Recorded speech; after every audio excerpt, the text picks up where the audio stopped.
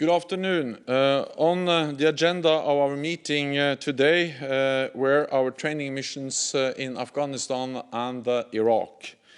Both are key contributions to the fight against international terrorism.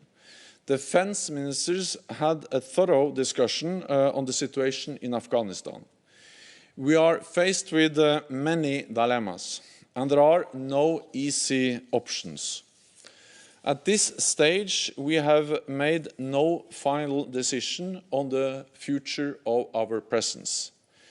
But as the 1st of May deadline is approaching, NATO allies will continue to closely consult and coordinate in the coming weeks.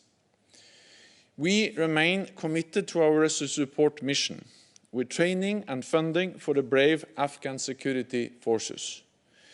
NATO strongly supports the peace process, and as part of it, we have significantly reduced the number of our troops. The peace process is the best chance to end years of suffering and violence and bring lasting peace. It is important for the Afghan people, for the security of the region, and for our own security. But the talks are fragile and progress is slow. So it is now imperative to re-energize the peace process. All sides must seize this historic opportunity for a peaceful settlement without further delay. The Taliban must negotiate in good faith, reduce the high level of violence, and live up to their commitment to stop cooperating with international terrorist groups. NATO's goal is to ensure that Afghanistan never again becomes a safe haven for terrorists that would attack our homelands. So allies will continue to assess together the conditions on the ground. As we do, the protection of our troops remains paramount, and we will take all necessary measures to keep them safe.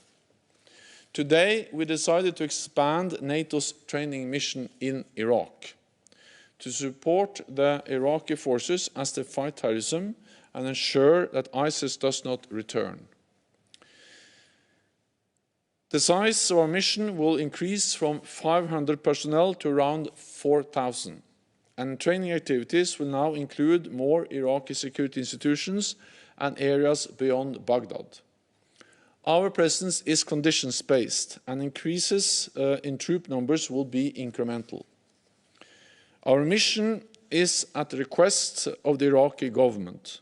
It is carried out with full respect for Iraq's sovereignty and territorial integrity. I spoke with Prime Minister al-Kadhimi this week and assured him that everything will be done in full consultation with the Iraqi authorities. We are also closely coordinating with the global coalition. I would like to thank Canada for leading our training mission in Iraq for two very challenging years, and Denmark for taking over command at this critical juncture. And with that, I'm ready to take your questions. And we'll start with Ansgar Hasse from DPA. Secretary-General, you say that the promise to leave Afghanistan is condition-based. Can you please tell us exactly what conditions you are talking about? And is a ceasefire in Afghanistan one of the conditions for NATO to withdraw? Okay. Thank you. Thank you. All NATO allies welcomed the agreement between the United States and Taliban last year. At the same time, we clearly stated that, of course, there are conditions in this agreement that has to be met. And therefore, I have many times made clear that Taliban needs to negotiate in good faith. Violence has to be reduced, and Taliban has to stop cooperating with international terrorist groups that are planning terrorist attacks on our own countries, on allied countries. This is very clear, and this has been conveyed many times. And this is important because we are, of course, seeking a lasting and sustainable political agreement in Afghanistan. And that's also the reason why we will continue to assess the situation before we make any final decision on our future presence in Afghanistan. Okay, we can now go to Osama Javed from Al Jazeera. Secretary General, thank you very much for taking the time. I have two questions for you, one for Afghanistan. You say that the presence of NATO forces is going to continue and is conditions-based. So how will you measure the condition that the Taliban is actually severing ties? And in case there is an uptick of violence, is additional forces on the ground from NATO and the United States still on the table? The second question is about Iraq. I would like to know about further details about how these additional troops will be housed, as in recent months, there have been a number of attacks that have been launched by the militias against coalition forces inside Iraq. Thank you very much. We are closely monitoring the situation on the ground in Afghanistan. And of course, by having our own troops there, intelligence, surveillance capabilities, we are able to follow the situation very closely. We're also working with the Afghan security forces and are exchanging information and intelligence also with them. There is an ongoing assessment, an ongoing close monitoring of the situation, and based on that, allies will make decisions together. And I also very much welcome the very clear message from Secretary Austin, who made it very clear that the United States is going to continue to consult with NATO allies and continue to make sure that we are coordinated as we move forward in Afghanistan. We have to remember that we have been there for many years and we have worked together there for many years. And when you ask about the troop numbers, what we have seen over the last year is a significant reduction in the total number of NATO troops in Afghanistan. Today there are roughly 10,000 troops. The majority of the troops are from European allies and partner countries. We will do what is necessary to make sure that our troops are secure, safe. We have adjusted the troop numbers before, but I will not speculate because now the focus is on making sure that the peace talks are successful. So our aim is to make sure that we have a lasting political agreement that can make it possible for us to leave in a way that doesn't undermine our main goal, and that is to prevent Afghanistan from once again becoming a safe haven. We have seen, not so many years ago, we were more than 100,000 troops in the big combat operation. We have been able to work together with the Afghan security forces, train, assist, advise them, and now the Afghan security forces have proven to be capable, professional, and therefore they are in the lead of the security in the country, but we are staying committed and continue to provide support to them. On Iraq, NATO has been there already for some years with a training mission, but they're much smaller than the mission we are planning for now, or we agreed to launch today. NATO allies have also participated in the global coalition, so NATO allies have been in Iraq for actually several years. We will do this step by step. The Iraqi government we're going to continue to closely consult and work with the Iraqi government, and everything we do in Iraq will be based on demands, requirements from the Iraqi authorities. But we see the importance of NATO allies providing training and capacity building for the Iraqi security forces, because that's the best way we can prevent ISIS from returning. We will also increase the geographical presence of the NATO training mission beyond the greater Baghdad area. but again, step by step, and everything we do, we will of course focus on the importance of protection of our forces. So force protection enablers will be part of the increased NATO presence in Iraq. And I think we can now go to London and Larissa Brown from The Times. Thank you very much. Can I just ask again about Iraq? You've obviously talking about quite a significant increase of troops. What's your sort of idea of threat that ISIS poses? You're talking about a re-emergence. Have they managed to increase in numbers over the last few months? And also, are you talking about new bases that could be built to house these NATO troops, or will this be bases that are already in existence? Thank you. So what we have seen over the last years is that the territory that ISIS or Daesh controlled in Iraq and Syria, all that territory they have lost control of. And that is because the joint efforts of the Iraqi security forces, supported by the global coalition and NATO, that they have been able to liberate the territory and the millions of people that were under the control of ISIS. At some stage, not so long ago, ISIS controlled a territory as big as the United Kingdom and roughly 8 million people. They have lost that control. But ISIS is still there. ISIS still operates in Iraq, and we need to make sure that they're not able to return. And we have also seen some increase in attacks by ISIS, and that just highlights the importance of strengthening the Iraqi forces. We say in NATO that prevention is better than intervention, meaning that, of course, NATO and NATO allies should always be prepared for, again, engaging in big combat operations.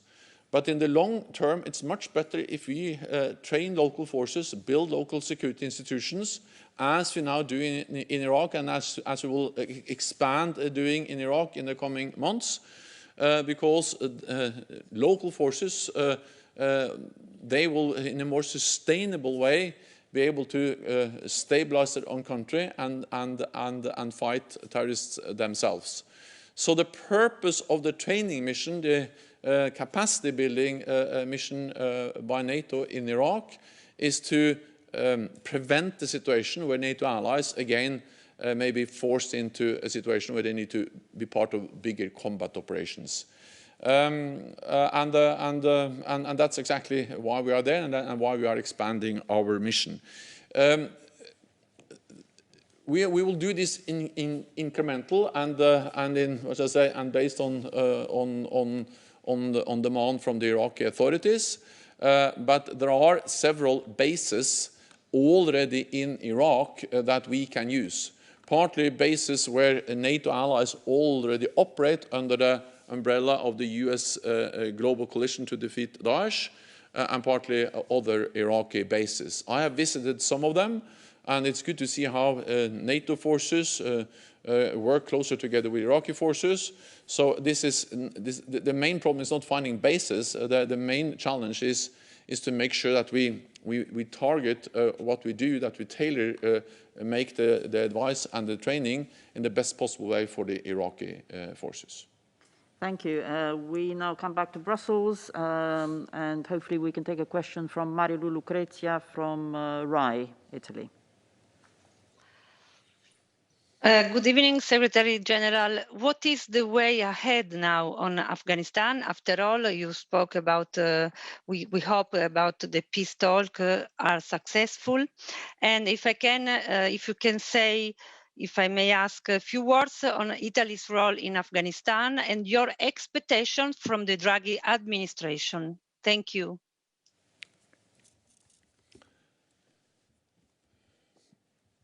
The best way ahead in Afghanistan is that we see a re-energized peace process, where all the parties take the responsibility to find a political negotiated solution.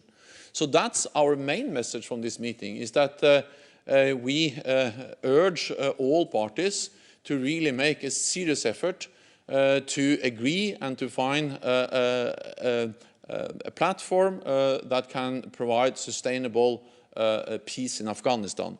That has to include, for instance, a ceasefire, it has to include a political settlement, and it has to include measures to make sure that Afghanistan not once again becomes a platform for international terrorists to prepare organized attacks against NATO countries and other countries in the world.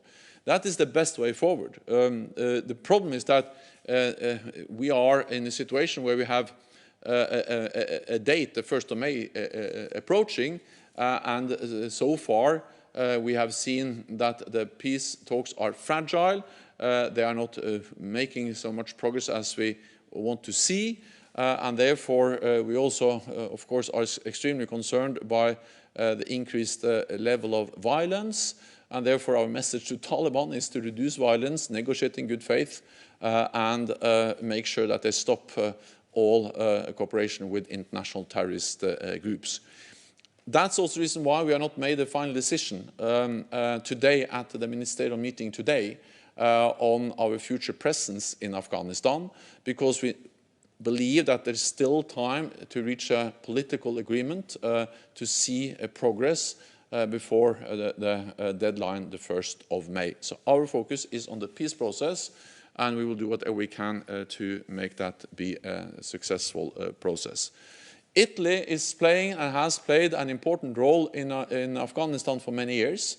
I have met and visited Italian forces in Afghanistan several times in Herat, where Italy is the lead nation or the framework nation. And NATO, we are extremely grateful for the contributions over many years by Italy to our mission in Iraq, in Afghanistan, fighting international terrorism.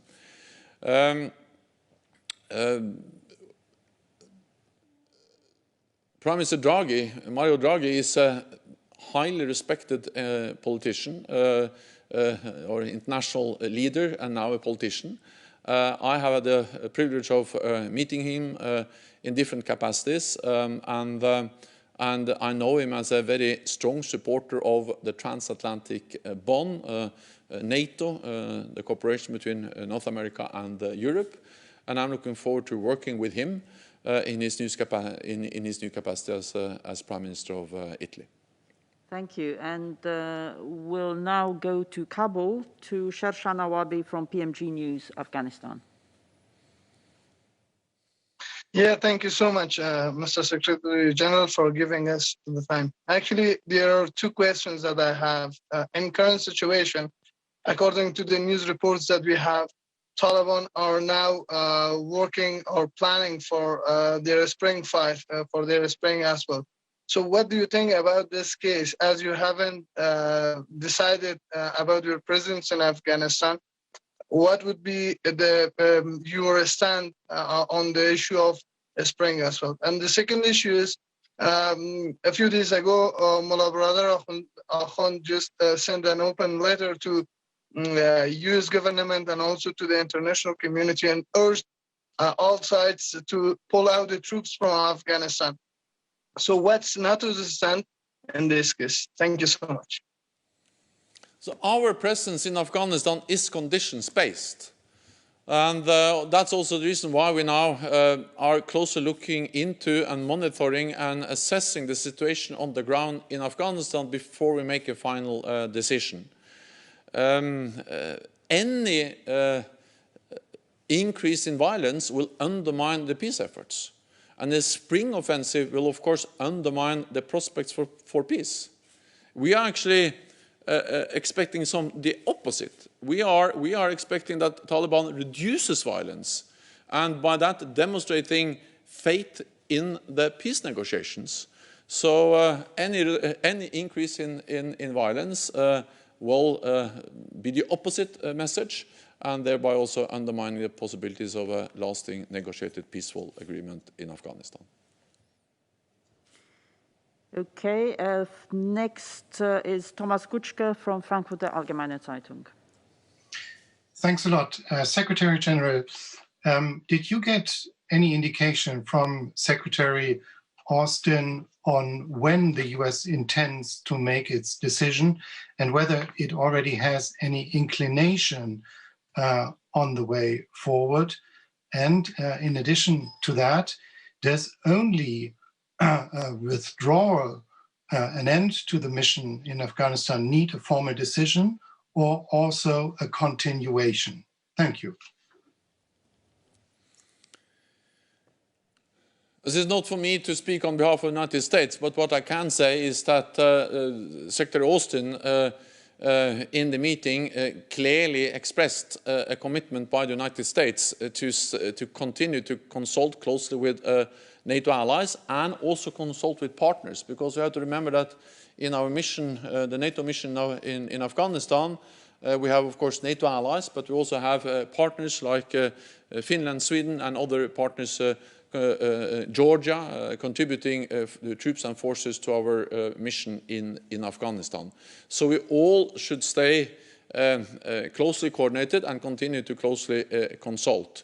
And we will make the decisions together, not least because there are many US troops in Afghanistan, but there are also many troops from Europe, for European NATO allies and from partner nations. So we need to make this decision together, based on consultations and assessments we are making together. But we all agreed that this was not the time to make the final decision, because we think there is still a possibility to reach a peaceful settlement to the crisis, to the conflict in Afghanistan. So therefore the message from this meeting is that we have not made the final decision, but we are putting as much pressure as possible on the peace process, and especially on Taliban, to make sure that they negotiate in good faith. But that's also the message to all of the parties involved, that all parties should now really make an effort to re-energize, revitalize the peace negotiations in Doha, because it's still time for peace in Afghanistan. Yeah, I think that wasn't that? No, let me add one more thing.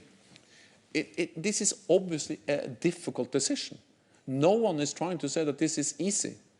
We are faced with very hard and difficult dilemmas. Because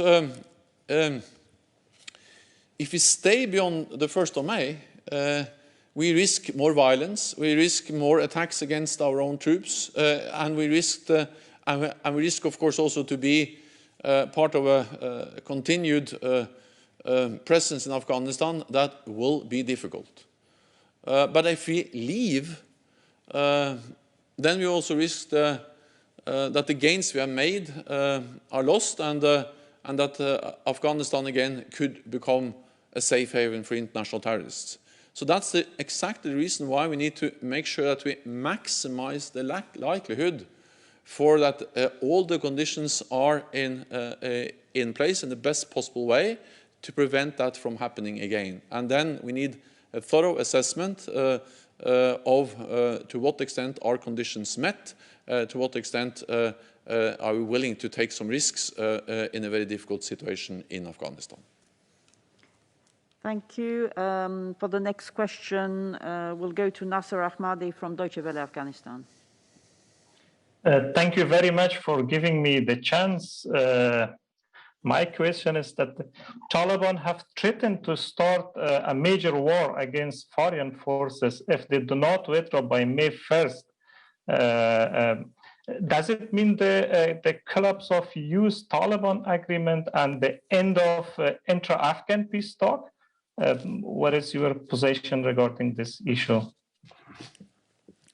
So my main focus now is to avoid or prevent ending in a situation where we see increased violence and new fighting in Afghanistan. We still have the possibility to create the conditions for a lasting peace. This is the Afghan-owned and Afghan-led process, so that the Afghans have to create the peace.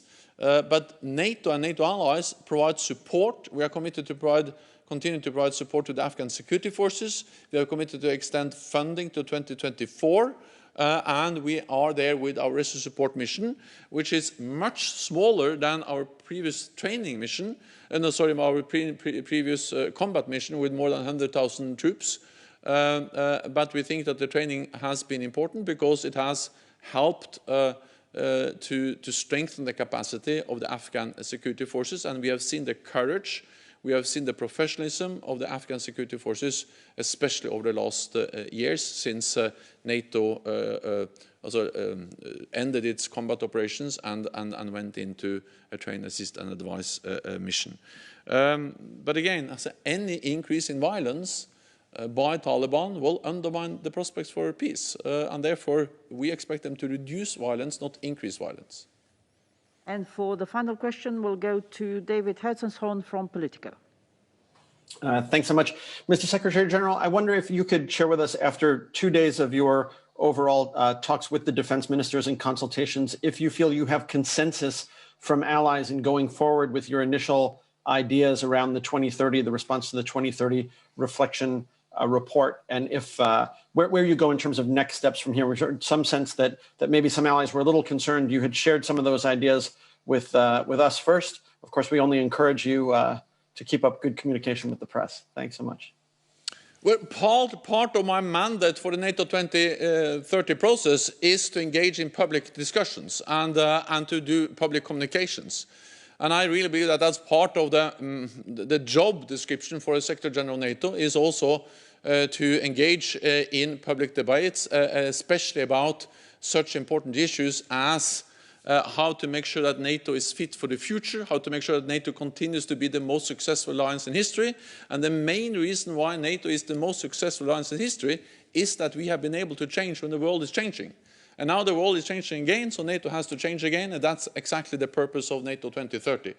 This is a process which has been going on for some time now. I have consulted closely with the capitals, we also had the input from the expert group, which I appointed to support me in this work. I had young leaders; they provided some support, and this is not the end of this process. I will now continue to consult with the capitals, because the purpose and the aim is to have a forward-looking, substantive agenda for the NATO summit later this year.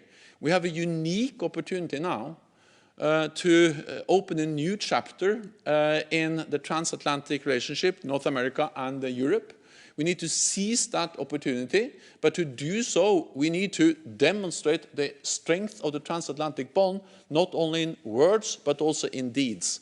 And my NATO 2030 agenda is exactly about that, how to make sure that we are able to demonstrate that commitment, not only in words, but also in deeds. And we will continue the process, 30 allies.